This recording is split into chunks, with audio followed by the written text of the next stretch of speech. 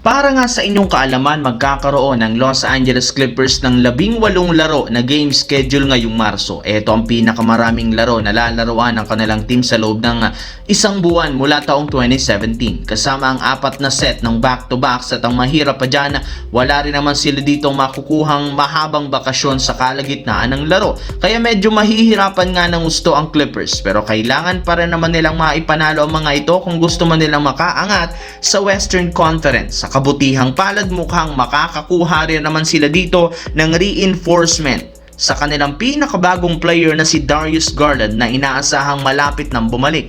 Ayon sa lumabas na balita, malaki ang posibilidad na makapaglaro na at makapag-debut game si Darius Garland kontra sa Golden State Warriors. Kaya isang magandang balita ito na gayong kailangan talaga nila ng isang playmaker at scorer na matagal na nilang hinahanap simula nang mawala si James Harden sa kanilang lineup. Samantala, for the first time simula nang nakasali si Luke Kennard sa Los Angeles Lakers nitong daang trade deadline, na ipakita nito sa wakas kahapon ng best game sa pagkakaroon ng napakalaking impact lalo na sa opensa.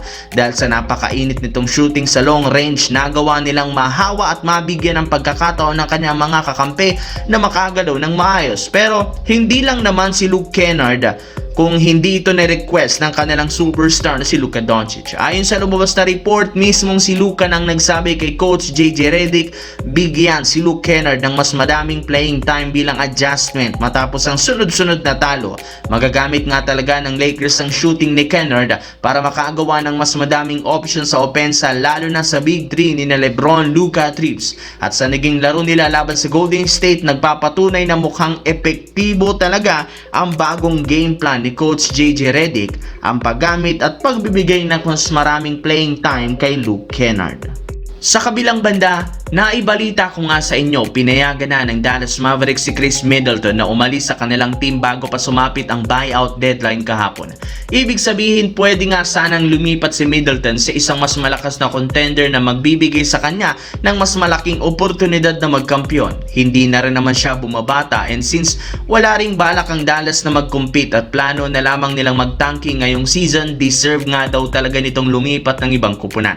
Ngunit mukhang iba ang plano ngayon ni Middleton dahil base sa inilabas na balita, wala rin naman plano ang kampo nitong ipa-waive ang kanyang kontrata sa Dallas Mavericks. Mananatili pa rin ito sa team hanggang sa matapos ang season.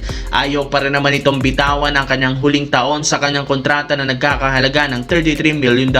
Magiging isa nga itong unrestricted free agent next season, kaya magkakaroon pa rin siya ng pagkakataong makalipat sa isang contender pag nagkataon. As of now, hindi kagandahan ang posisyon ng Dallas Mavericks sa Western Conference at inaasahan na hindi sila makakapasok.